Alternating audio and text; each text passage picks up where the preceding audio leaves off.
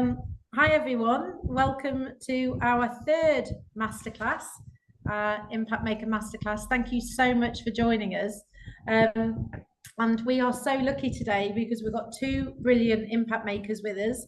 We've got Jude Brooks and Kate Crabtree. And Jude has spent 30 years in across all range of different cross-sector businesses, and really experienced as somebody who's really great at, and this is why we started talking, really great at understanding the intersection between profit and purpose, and being able to do well by doing really good things. And Jude just super impressed me with her strategies here and how you can leverage that.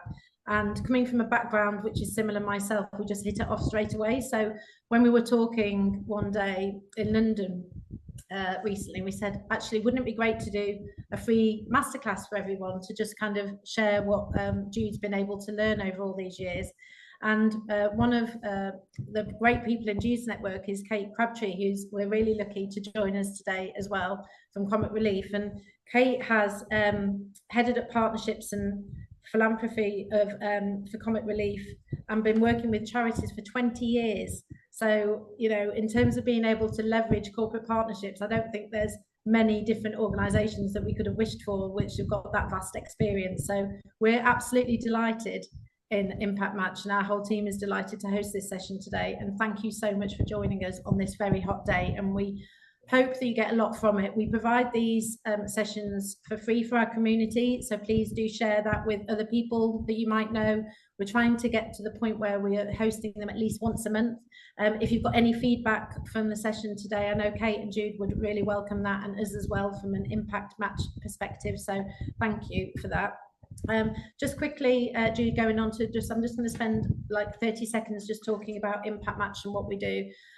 So we're a relatively new business starting 4 or 5 months ago, and what we're all about is trying to create scale from social impact, so being able to empower organizations and leaders to accelerate that at scale. And you know, we just want to be able to work in a world, as I'm sure you all do, otherwise you wouldn't have joined, where we can just reimagine the world of work, where every organization and leader is be able to create social impact. And our why isn't just because it's an ethical thing to do, but because it's a really great thing to do in your career. So people are so much happier when they have purpose, and it's a smart business move, which I know Jude and Kate are going to come on to. So thank you again for joining us. The next slide is just really quickly, if you do want to follow us on our website, I'll just give you 30 seconds to get out your phones. If you do want to follow us on LinkedIn, or join our Impact Maker community, etc. So yeah, so that's just a little bit more about Impact Match, and we've got our own website, and we're on Instagram as well,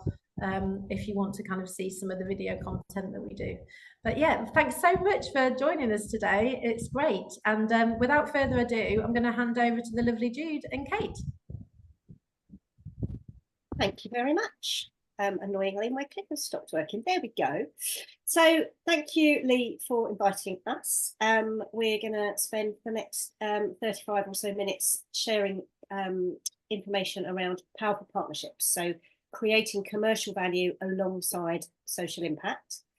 Just very briefly, thank you for the intro, Lee. I'm Jude. As Lee said, I've worked for 30 odd years in big corporates, and I now work as an independent consultant helping responsible brands to unlock the commercial value from social purpose and social impact programs.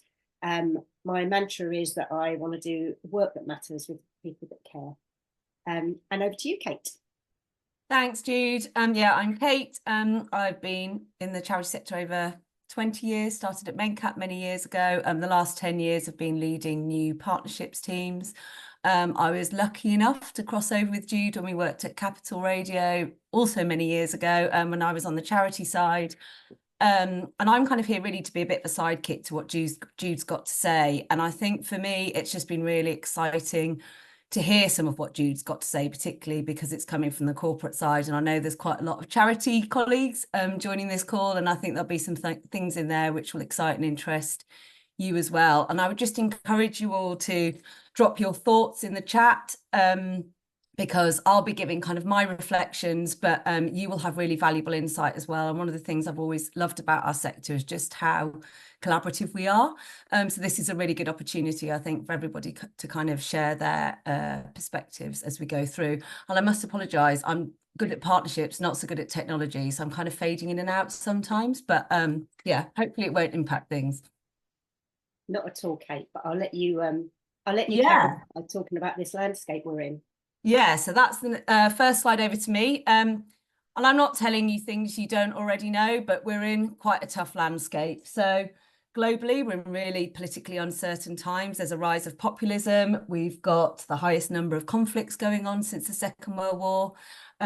Climate change is impacting everything, and it's estimated there could be 1.2 billion people displaced by 2050 due to natural disasters and other ecological threats. And there's plenty going on at home as well. We've had a cost of living crisis. More than 1 in 5 people in the UK living in poverty, including 4.2 million children. And public services are underfunded. And as we all know, charities are feeling the pressure because there's an increasing demand for the services that we offer. And that's just some of the issues, and you'll all know more of them.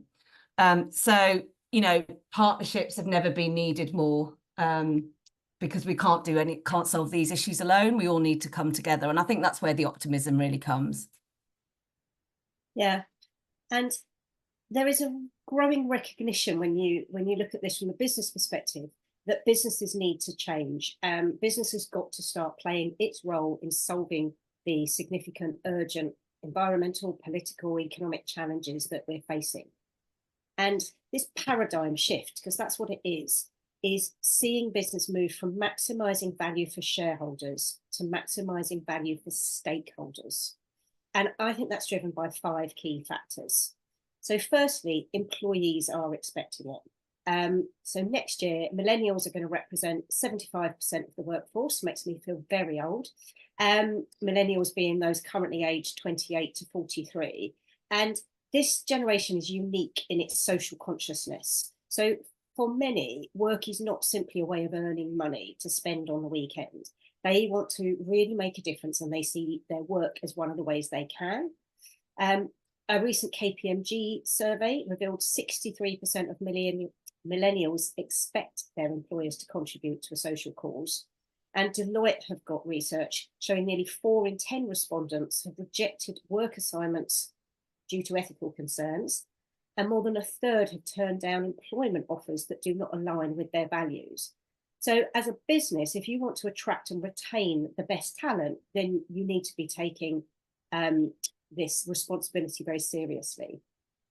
We're also seeing consumer demand. A Virgin Media survey revealed 55% of consumers are more likely to support a company whose products or services have a tangible social impact.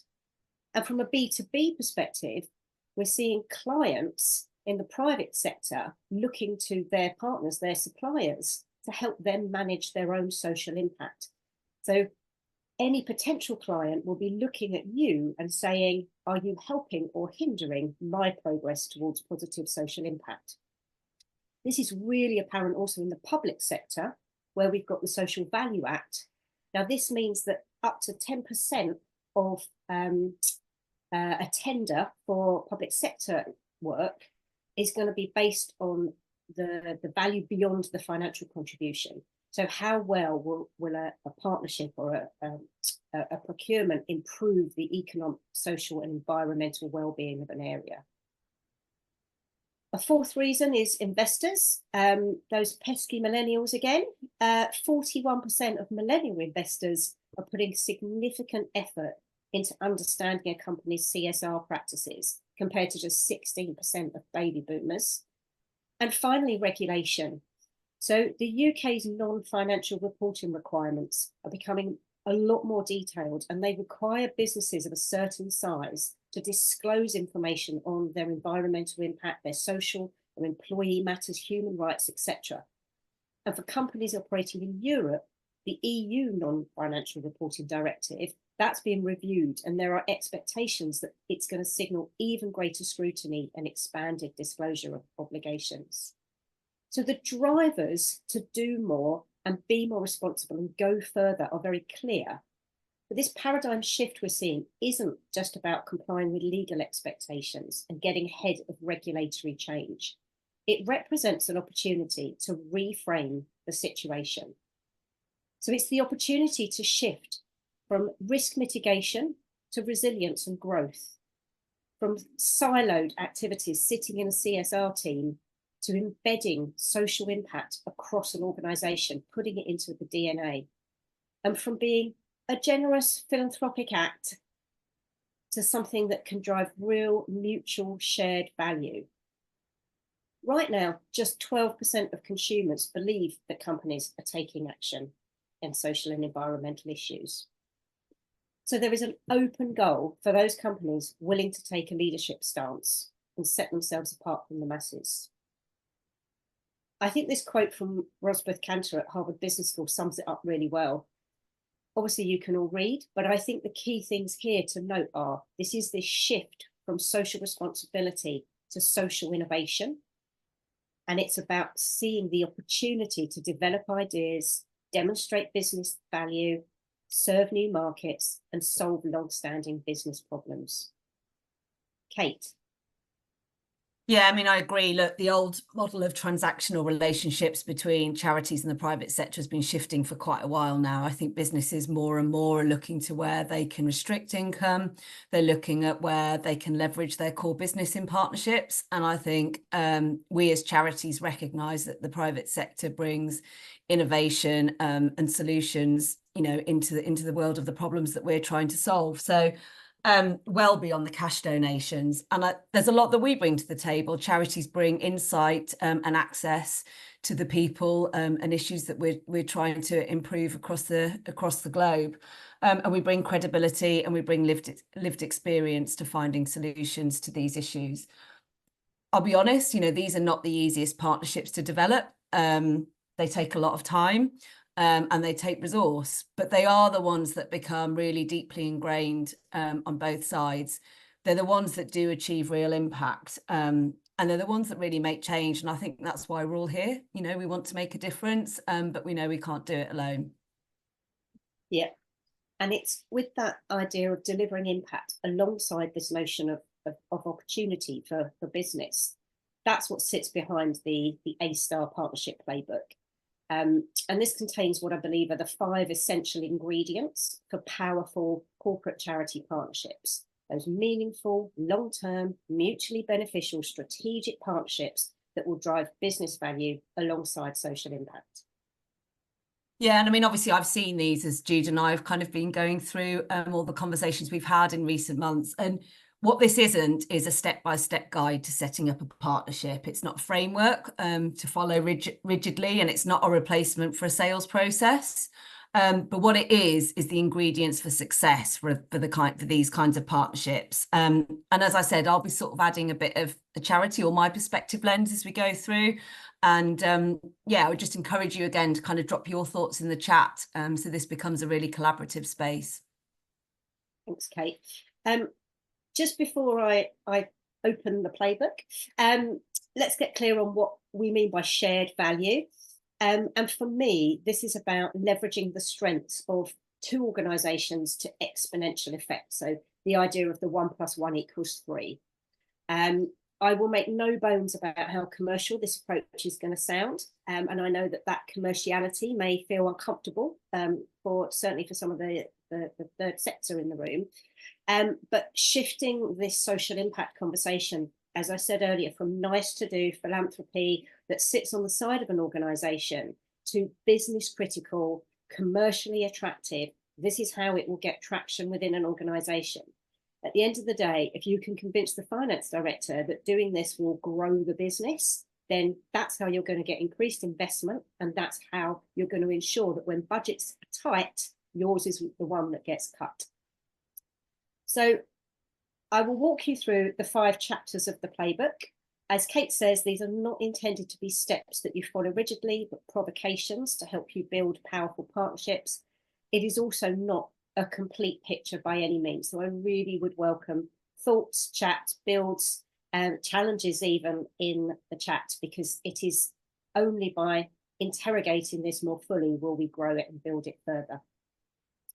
So let's get started with chapter 1, align authentically, getting clear on the issue and ensuring an authentic and strategic fit. Now, that first little bullet on a slide that you can imagine is going to have a lot of bullets, it's probably the most important one. So I'm going to get started with this because identifying the right issue is critically important. And you need to start with what is material to your business. And to do that, I would recommend you start at the top with the chief exec and the leadership team. What do they see as the biggest challenges facing the business? What are the strategic 5-year business goals? Where do they see the opportunity for growth? You're looking to identify a societal issue that aligns to what you do as a business and where you can make a difference. My friend Ryan Bromley at the Good Innovation, he describes this as the unfair advantage a business has. That societal problem that your business, are uniquely positioned to help solve. You may want to consider which of the Sustainable Development Goals, the SDGs, you best align to, because this can help give substance to your ambition, and it will certainly help later with communication. I would encourage you to conduct a formal materiality assessment to ascertain what ESG issues your stakeholders consider most important. In my time at Aviva, we did this with 4,000 stakeholders. It was a mixture of customers, shareholders, investors, NGOs, brokers, suppliers, and of course our people. And that allowed us to identify what were the most material issues for us to focus on. And of course, your people, your employees, are really important to the success of any social impact program and any partnership. So it's really important to involve them at this early stage so that they understand why you're pursuing the direction you are and they feel included and invested. My recommendation is not to go to your people with a blank sheet of paper, but go to them with a short list of partnerships and issues that you think are already aligned strategically and are going to drive growth. Depending on the size of your organisation, this first stage of identifying the issue, I would also recommend talking to middle management, because in my experience, that's where things can often get really stuck. You might have leadership buy-in at the very top, the frontline people at the bottom, they really understand it, but middle management are the ones who are facing very often very tight commercial objectives. So helping them understand how a partnership and how solving an issue might help them deliver against their commercial goals, that's critically important. Wow, I told you there was a lot on that first bullet. So having selected the issue that's material to your business, next step is obviously to find the optimal partner. And again, this sounds obvious, but you're looking for a partner who has credibility with your chosen issue. It's that sweet spot in the Venn diagram where your impact goals overlap with the charities. You want to find a partner where you share core values, where your principles align, and with any partnership, chemistry is so important. So I really urge you to start with face-to-face meetings, see whether you have complementary styles, how well your principles and core beliefs align, and have honest conversations with wider stakeholders at this stage. Invite perspectives. Think about who you want to be influencing and invite them to get involved, identify concerns, and consider how you are going to mitigate those. Now, this stage goes for corporates and charities alike, because the other big paradigm shift that needs to happen in corporate charity relationships is around power. The power dynamic of the generous and benevolent corporate gifting funds to the lowly charity, it's flawed, it's outdated, and it doesn't support the notion of mutual benefit and shared value. Yeah, I mean, I love it when you say that, Jude, because that's been a bugbear of mine for a while, is this idea that somehow charities are sort of subservient to the partner who kind of gives the money. And I think getting the partnership right from the start and trying to be on equal footing and understanding that, you know, charities have as much to bring to the partnership is really important. And doing that right from the start is really important. So it's always been really exciting for me to hear you say that from the corporate side. So yeah, thank you for that. So I don't know what's happening with my builds. They're going a bit awry. Third bullet in this first chapter, having agreed your issue, found your potential partner, it's about identifying where else you can get insight into the issue. So you as an organisation, you should have a lot of insight because this is important to you. Your charity partner, they will have a lot of insight. But think about third-party experts, additional support you might want to get, and potentially think about lived experience that you might have within your organisation. Then the exciting bit, the setting the shared ambition. So this is about together envisaging the future you both want, setting your shared vision. And in my experience, a co-creation workshop is the best way to do this, where you can clarify the changes you seek, you can really dig about in the issue, maybe pull in some of those experts that I mentioned, but you can use it to establish the commercial goals alongside the social impact goals. And it's really important, I think, that the charity partner understands that there are commercial goals at this stage. Finally, perhaps the hardest step, holding up the mirror and establishing where you and your business might actually be part of the problem. To what degree do your existing products and services, your supply chain, your practices, to what degree are they actually contributing negative social impact? What about your people policies? I know of a business, not one I've ever worked for, fortunately, but I know of a business who are publicly aligned with a mental health charity, and yet the business pay their employees on 0 contract hours, which are well known for contributing to mental health issues. So there's a discrepancy there, and it doesn't sit comfortably from an authenticity point of view.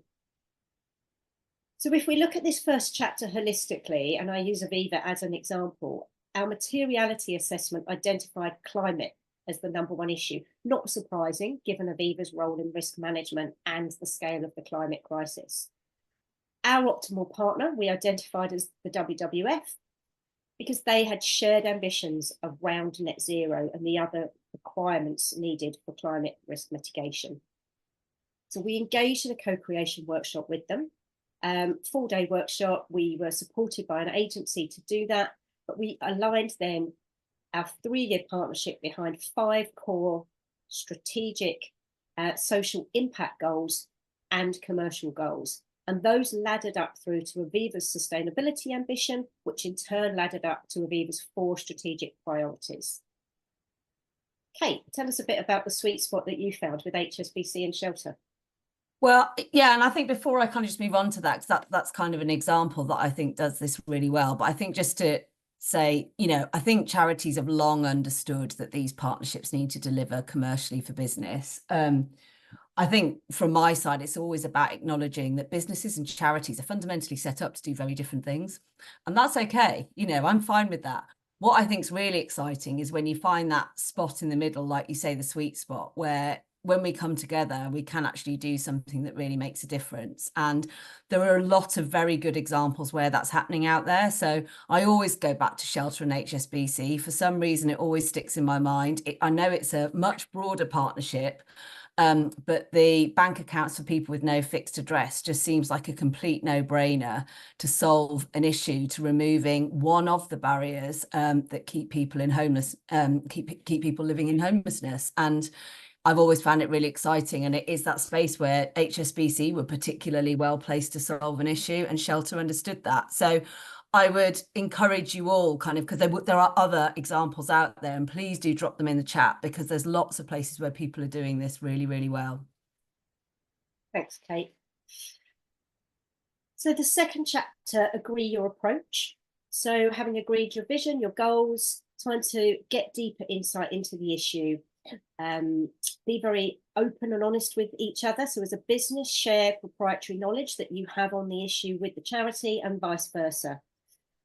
Perhaps conduct new research. Not only will that aid understanding, but actually quant and qual research at this stage will allow you to really better understand the impact the interventions that you're having will have later on when you come to measure and report on your impact. And thinking about measurement starts here. So you want to establish your KPIs here. What does good look like? What is the impact you're seeking? But remember that impact, real genuine impact, that can take years. So think about how you're going to monitor progress and evidence your contribution along the way, as well as at the start of the commitment. Include KPIs for inputs, for outputs, although please don't confuse them, and get very clear on your methodology.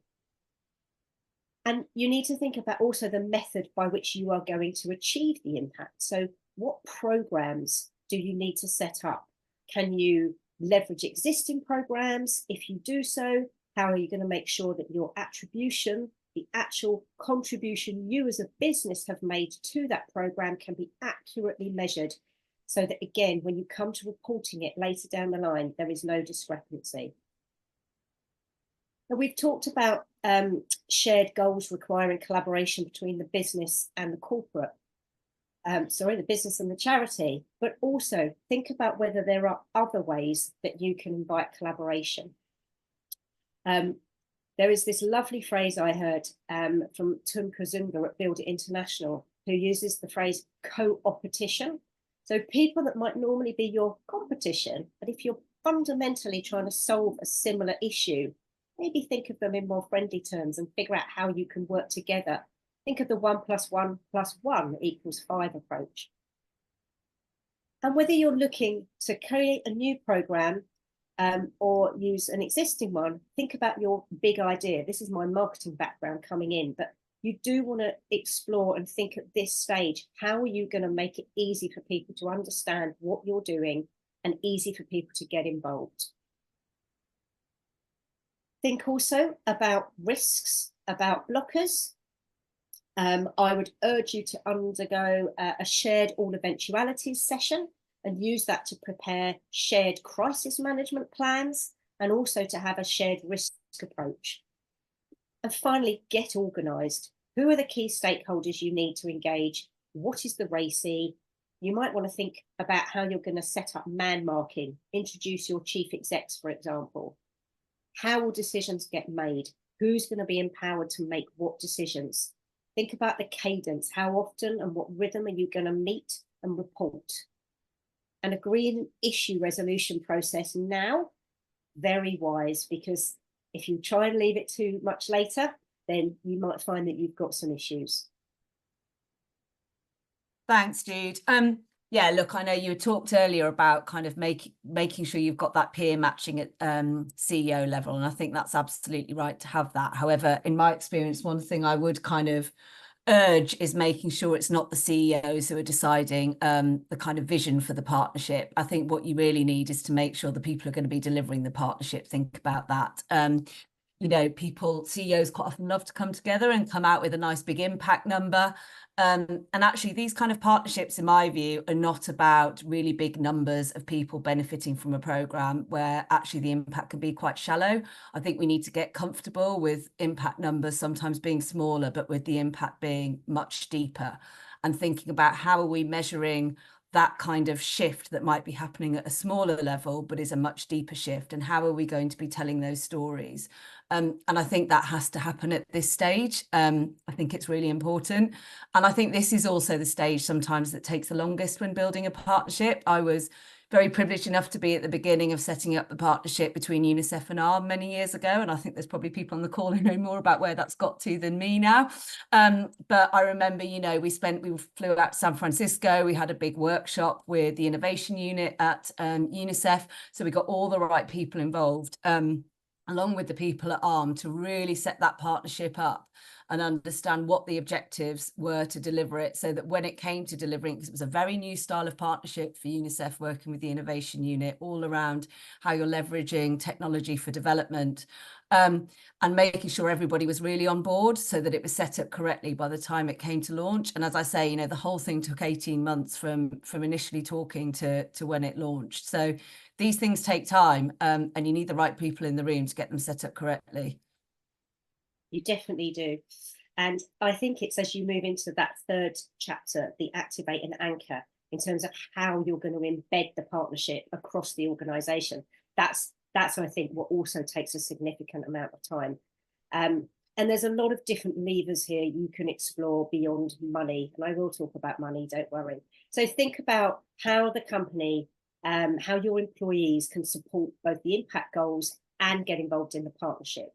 It could be organised fundraising events, it could be volunteering. Either way, set aside a budget volunteering costs charities money to organise. The number of times I've heard businesses expect charities to do it for free. So that's a whole nother impact session I could run on volunteering. But the thing to remember is put some money aside for that. Think as well for your people, what personal development opportunities might exist. Now that could be skills, that could be development training, joining in workshops with the charity and developing the partnerships, but that could also be in terms of value that the charity is bringing. So Aviva, we had a strategic partnership with the British Red Cross for many, many years. And one of the things that we did was offered first aid training to our employees. I will always remember the story of Simon, who went on the training course without really thinking, but saw that it was a great opportunity. And 4 months later, he saved his daughter's life. God, it still chokes me up now. But I think, yes, that was not impact at scale, but my goodness, that was such a powerful example where that partnership really had a genuine impact. Think also about how a partnership might bring benefits, and these go both ways, but it could be discounts, it could be queue jumping, it could be advice. I know that Lloyds have a relationship with Citizens Advice, and as I understand it, Lloyds customers can queue jump to get access to Citizens Advice counselling. And if you're thinking about customers again, think about how you can be really impacting, how the partnership can be genuinely impacting customer and your customer experience. So again, British Red Cross, we ran some bespoke training for our frontline customer service teams in order to help them better handle customers experiencing trauma, experiencing personal emergencies. This training had a huge impact. So not only were the customers better supported during a crisis, they experienced greater empathy and greater understanding, which from a commercial perspective led to an increase in customer satisfaction scores. But also our employees were better able to handle the trauma they were hearing. So that then led to better outcomes from an employee wellbeing perspective, less employee sickness, and better employee engagement. So not only was there a great outcome for the customer, but a really good one for the employee as well. Think as well about how your partnership will fit into the customer journey, and think about how it fits in with your products and services. Can you embed the goals of your partnership, the issue that you're trying to solve, into your new product development pipeline? How can you innovate to create new solutions for that product that may have commercial value? What about embedding it into your supply chain? Or even innovating with digital and technology? Many charities won't have access to the same level of digital skills and digital knowledge that you will have as a business. So think about how you can really share and enhance their experience. And even think about your premises. So could your offices be used to help the charity for events at certain times? And there's a value in kind measurement that you can take from that, which contributes to your community investment figures. And of course, cash. I mean, Kate tells me often it's backed up by Manny when he does his amazing report every year, but charities still want cash. 97% of the time, it's about cash. So you've got to agree your terms up front. And yes, there needs to be budget set aside. But as a business, don't just look to the CSR pot or the sustainability fund. Can the HR budget contribute if there are tangible expected people benefits? Is there an innovation budget that you could tap into? Go back to those business goals you're looking to solve and think creatively about the source of the funding. Yeah, I mean, I do always go on about it to Jude because I don't think there's very many charities out there that don't want the cash first and foremost. And my take on it is always, I'm not sure people should be, companies should be accessing some of the other benefits charities can bring if they're not prepared to really fund charities as well. They all want the volunteering opportunities, and if you're going to do them, they do need to be meaningful and they need to be useful because they're a huge drain on resource for charities. So I think they need to make sense and they need to be fully funded by the partner. And in my view, they need to come in addition to a committed kind of fundraising amount as well. There are partnerships out there that look to me from the outset like they're doing this really well. I'm not going to go into loads of detail about them because I want to make sure there's time for questions at the end, and you'll probably know them well, but Boots and Macmillan where they have trained trained pharmacists in sort of cancer information, and also the 6-year Lloyds and Mental Health UK partnership, where they did a lot around mental health and money advice. I think were really good examples where from the outside it looked like these were really useful and meaningful ways of leveraging the core business of the companies that were in the partnership. And again, I'm sure loads of you have other examples that are perhaps less well known, so please do share them, because I'm always interested to see them. So I'm going to speed up through chapters 4 and 5, because I think a lot of this is stuff you already know. Certainly some of it will be really obvious to the more advanced, so forgive me. But start by thinking about the behaviour change you're seeking. What are the motivations and the barriers that you need to consider? Set a shared message matrix that incorporates the business messages and the charity ones. Think about the hierarchy of those messaging across the two organisations, your logo lockup, how you're going to use patrons and ambassadors. Think about a shared calendar that spans both the intent phase, what you think you're going to do, the duration of the partnership, and how you're going to talk about and when you're going to talk about achievements. Think about how your channel mix comes into play. So at Aviva, the marketing, the comms channels, they were not part of the remit I had responsibility for. So I had to work really closely with those teams to agree when and how impact stories would appear, how we were going to engage customers, how we were going to talk to our people. So engage those channel owners really early and look at how you can leverage your owned, your earned, your paid channel mix to share messages at the right time on the right channel. And with that in mind, think ahead to the assets you're going to need. Case studies, data, infographics, photos, AV copy. All of this stuff takes time and it takes money. So set aside budget to do it. And think about a hashtag strategy that you can both use, because that is a really powerful way of driving that earned channel. And lastly, in this one, it's about the advocacy, the powerful voice that as a business, only you have. So Aviva, we had some fantastic success with the WWF on joint advocacy, where we wrote papers about the journey to net zero. The first position paper we wrote in June 2021 called for the UK government to introduce mandatory net zero transition plans for financial institutions. To our surprise, it was immediately adopted by the government, and they announced it at COP26. So I don't think Aviva would have achieved that on their own, and I don't think WWF would have achieved that on their own. But together, the power of our collective voices, that 1 + 1 = 3, that really paid off. Also, as a business, you have got often convening power. So you can bring together organisations in a way that others can't. So again, at Aviva, we leveraged this power in Norfolk, where we trialled a place-based approach to social impact, which we called Norwich Together. And with that, we brought together 22 organisations, a lot of charities, but also other businesses and local government.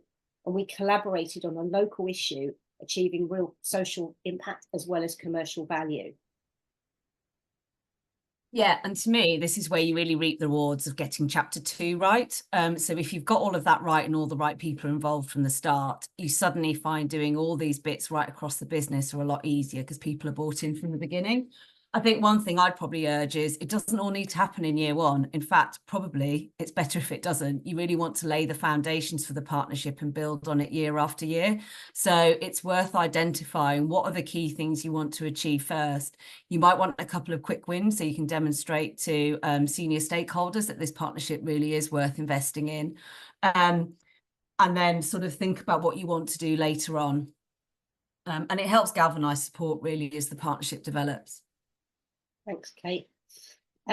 So this final chapter, assess and advance. So again, this is about making sure you're assessing impact on an ongoing basis. As I touched on, real impact can take a long time. So think about how you are assessing success towards that long-term impact, but also towards the business goals. What competitive advantage are you seeing? What increases in brand equity or employee engagement or sales? At Aviva, my colleagues set up a program which we call Project Good Win, in which we measured how essential our CSR, our sustainability credentials were in winning new pension business. Now, I can't give you the actual figures because they are confidential, but they were massive. And what it went to prove was that behaving responsibly and doing a lot of work in this area and working with credible partners really paid off when it came to revenue generation. You want to think about giving and receiving feedback. You want to think about continuous improvement, about how you adopt a fail fast approach. You want to think about, again, the reporting that you're going to need, the non-financial reporting. Think about the ROI. So from a business perspective, this is an investment. And so you want to understand the most efficient channels and how well they are working. And you want to think about long-term planning as well as scaling and replication. So these two go hand in hand as you lay down the roadmap for ongoing sustainable partnerships. What wider collaborations are needed to drive greater impact? What new audiences or new locations could you focus on? And how will you transition the partnership?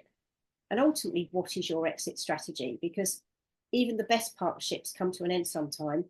Although, Kate, from some of the ones you've been telling me about, actually, they don't.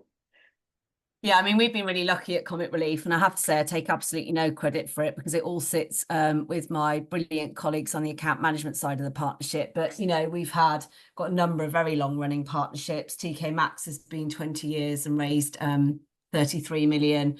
Baby Bell have been 25 years. British Airways has been 15 years and raised 28 million. And Sainsbury's have raised us 170 million over the last 25 years. And I think, you know, we've been able to really retain these partnerships because we have really deeply ingrained relationships with the companies. I think we've also been able to really evolve them. And Sainsbury's is a great example where it started out as a very commercial relationship. They were the Red Nose Day partner. They were the retail partner for Red Noses. It was about getting footfall through the doors.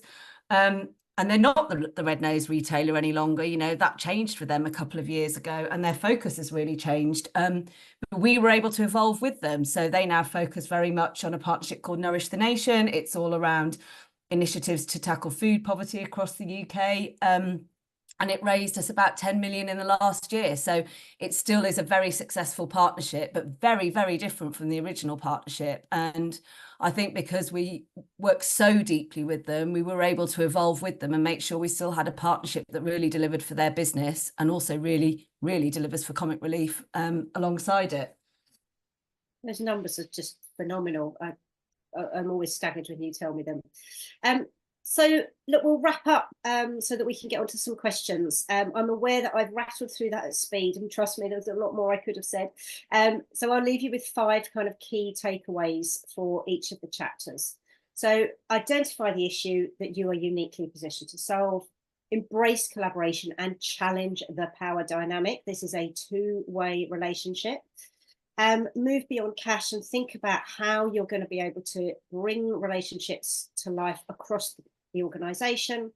Use your collective voice to drive the behaviour change you seek, and don't stand still. And so with that, I will hand it over to questions. Ellie, I think, as I understand it, you've been keeping an eye on the chat, so I don't know if you are going to feed us questions or... I can do that. You've got some amazing questions. Thank you so much, Kate and Jude. That was fascinating, and I love the way you summarised it.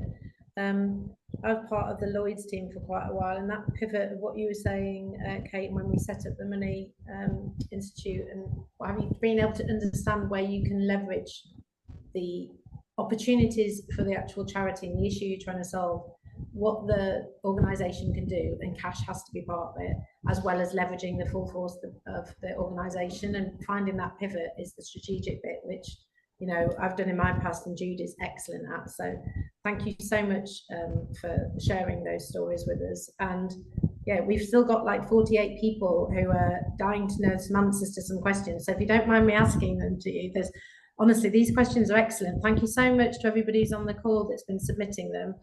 For any that we don't get through here, we'll make sure Jude has promised us that she will get answers to us so that we can share it via our comms after this event, just in case we can't get through to them, because I know you've all got busy days and just trying to get cool apart from anything else. And thank you to everybody that I've seen in the chat as well, that not necessarily in the chat, but on the call that I know as well. So we've got Will, for example, from ChildNet, and I started pivoting with him to Impact when I was at Dixon's, and I was a buyer for hardware, and we were able to do some great stuff with ChildNet. So yeah, you can achieve it anywhere. And I think the examples and case studies and the stats, Jude, as well, were brilliant. I think it'd be great to get a blog out after this as well, if you don't mind, just borrowing your mind for a little bit longer. So yeah, let's get to questions. So basically, Sam is asking, when you're a tiny organization, where the CEO is the CFO and the bid writer and the project manager and the admin and the safeguarding lead and all of that, like, what advice could you give to a much smaller organization on this? I was going to say, I think, Kate, you will probably have some thoughts here. Sam, I don't know if you are a small charitable organisation or you mean a small business.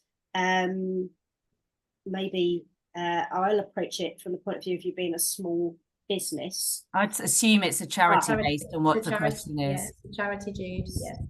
Okie doke. Thanks for clarifying, Sam. I just saw it in the chat.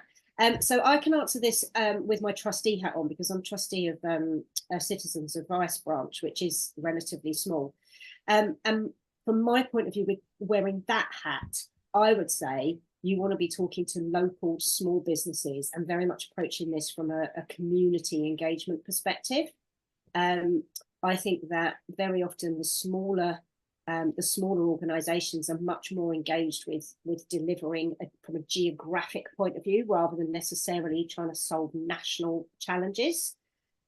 Kate, I might ask if you've got any thoughts as well for Sam.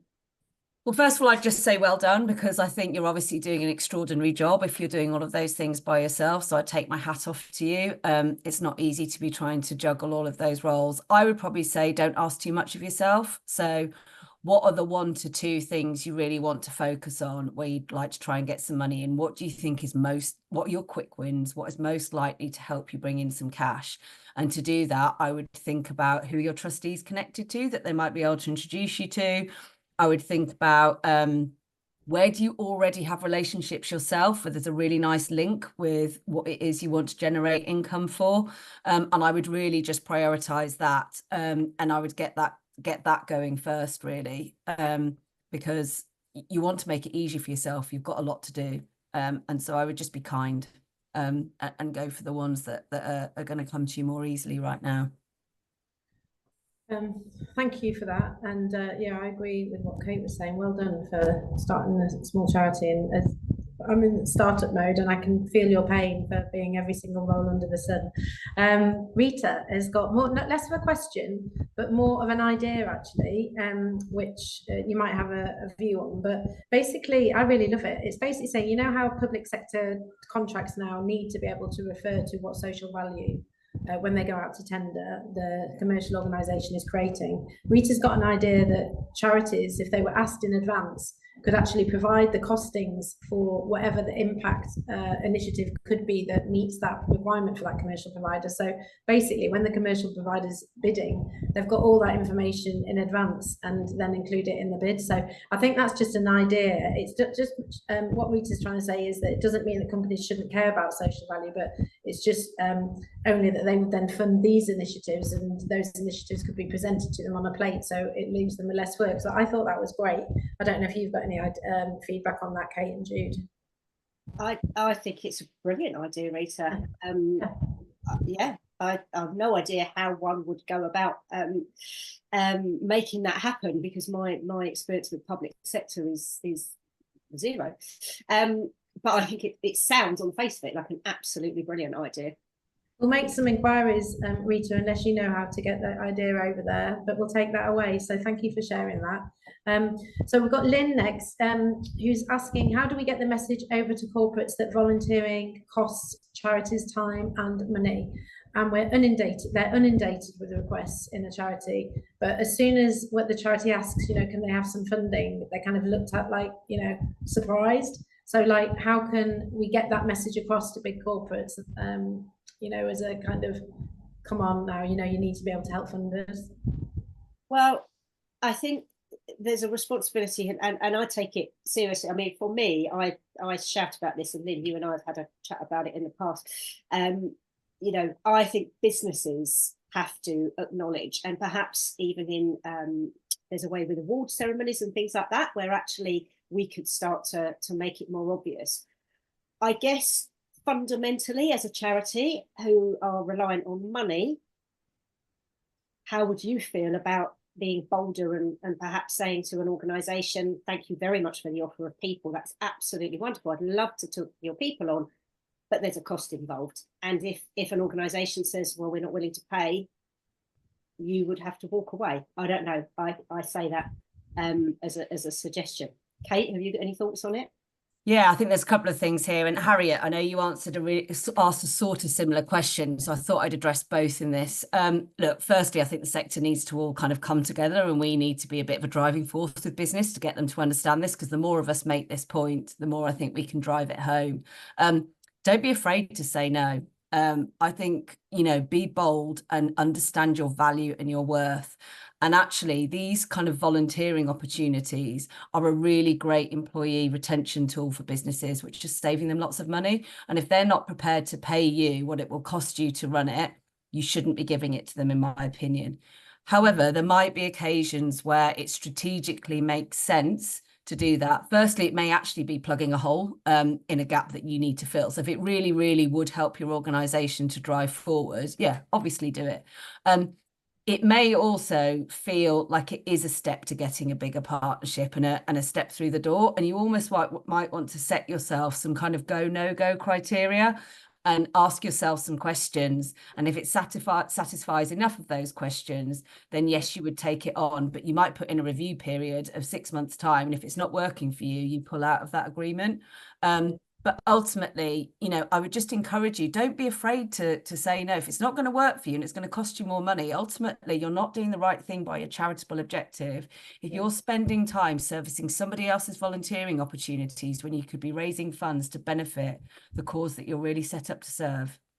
Yeah. And I agree with all of that. The only thing I would add is, having been on the other side of the fence, is when you're in a big corporate, a lot of the time when you ask for money in budgets, you're not asked to cost your team. So there's a simple just lack of awareness as well. So don't be afraid to ask, because that person just might not understand what the costs are that you incur. So don't assume that they do know that. A lot of the time they do understand that. I'm not saying that's not the case, but do double check that they do understand, because a lot of the time in a big corporate, you're not actually asked to cost resource. You're only asked to cost, you know, physical incremental cost. So just double check with them. The other questions we've got so many amazing questions. Thanks so much, everybody. Maya is asking, how do you get through the door to start a conversation? What's the best way of doing that? Because it's often the hardest part for a small charity. So I think if you pick it up from a charity point of view, yes, please. Look, it's not easy, is it? We all hate doing that, or it's not the best bit of the job. I think you use LinkedIn. I think you look for connections. I think you try and find that sweet spot that you think you're both interested in. I think you need to think about your attraction strategy. So how you're actually attracting people into you. So you're saving time on kind of going out. And I think ultimately, if somebody's not engaging and you're really trying to get through the door, you need to come to a point where you perhaps invest your resource elsewhere. You know, it can just be a bit of a slog. So I think you just really need to, if you don't have a way of getting through, real cold outreach, in my experience, isn't actually that successful. So I think you need to be really thinking about who are the companies you're trying to get into, and how have you qualified them? Are they just a suspect? Are they just people you think you'd like to work with, right? Or have you actually qualified them as a prospect, and therefore there's enough there that you think there's a reason to be going for them? And that will help you kind of narrow it down. And one of those things is, do you actually have a link into the organisation already? Yeah. And I think building on that, Kate, I would say, and I appreciate that this is not going to be easy, but to what extent have you identified how you can help that business achieve its goals? Yeah. Because if you can approach an organization and say, hi, we're X, I notice it looks like you're trying to solve these problems. We think we can help you with that. That is an entirely different pitch and an entirely different sell to, hi, we're X, could you give us some money, please? So I think this is where, again, when you're looking about mutual partnerships with real shared value, I think getting in the door with a, we can help solve your problem, Mr. Business or Mrs. Business, that for me is a really good way of moving it. Gosh, we've got 3 minutes left. Thanks. Yeah, we've got 3 minutes left. Just to say, face-to-face engagement, I always find is the best, or virtual on meetings like this. So, you know, please do check out. What we do for free is scrape all the events in social impact and then put them into a diary so that you can see when you might be free, because I know you're all really super busy. So we've got an events page on our website, so go to it and see what events you might be able to go to, and just go up and start speaking to people. Like, the worst thing they can say is no, because, you know, that conversation to unlock what Jude was just talking about then, what are their core issues that they're trying to challenge as a corporate, you know, you can help them. So it should really work out for you with networking. Just on, we've had an amazing question as well from Verity, and any of these that we don't get to, but which is about, how do you show value to a corporate when many of the time they have to show value within year one? So how do you get that conversation off the ground? So, I mean, Verity, it's a really valid point. And as we said, we know impact takes an awful lot of time to prove. But this is why I think setting those KPIs and having those conversations really early on. So it might be that actually in year one, the conversation and your leadership team is very much around the inputs.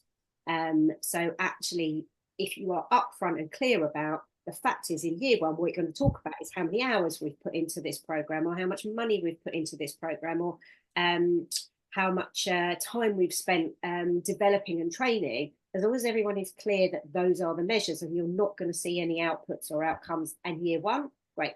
Year two, you might then start moving on to outputs. You know, this is how many people we've managed to get through a program. This is how many people have turned up, etc. So I feel like I'm, you know, Verity, I suspect you know a lot of this already, but I think it is about managing expectations. And to Kate's point as well, where you've got people who set these huge impact goals, that is all well and good, but it is breaking that down and saying that is a 5-year or a 3-year expectation, and not being bullied, frankly, into giving impact numbers any earlier. Kate, have you got anything to add on that? Yeah, I mean, I'd actually give that. And I think this is where you do start to employ your senior network. So you make sure your CEO is on board and really understands the messaging and has a conversation with their CEO, and make sure that they understand why that is. And then it trickles top down as well as from being bottom up. And so right from the start, you have been really clear from the initial conversations that the way that you work is that, you know, you'll invest in this program, you'll start to see impact in year two. What can you do along the way? Are there stories? Are there kind of interim KPIs you can report on to show success? But, you know, I do think sometimes I think we just feel it comes back to that power dynamic, that we almost don't have the right to have a really tough conversation because we're asking for money for the work that we do. And actually, we know what we do is really good, important work, and we should feel confident and proud enough to stand up and say that to a company. And arguably, if they don't understand that and they're wanting you to come out with some really quick wins in year one that just aren't really going to make a difference, they're probably not the right kind of partner for this kind of relationship. They're just not there yet. They want a different relationship. And that's okay, but find the right partner that does want that relationship. And that's where that first chapter about aligning authentically is really, really important in this process, I think. Yeah. So the questions, people are starting to have to leave now, but there are some remaining questions. Can I ask Jude, I think you'll be able to answer both of them really well, and it'd be great. And what we'll do is we'll share Jude's contact details after the call as part of the follow-up. And hopefully you'll be able to pass it on to people that you may know in your community that would really benefit from this session as well. That's really a great thing to do, just to be kind to other people. And we'll get back to you with those questions, because honestly, the standard of the questions has been phenomenal. The quality of your presentation, Jude and Kate, has been exceptional. Thank you so much. It's so helpful to our community that you do this and that you've shared your knowledge and your experience.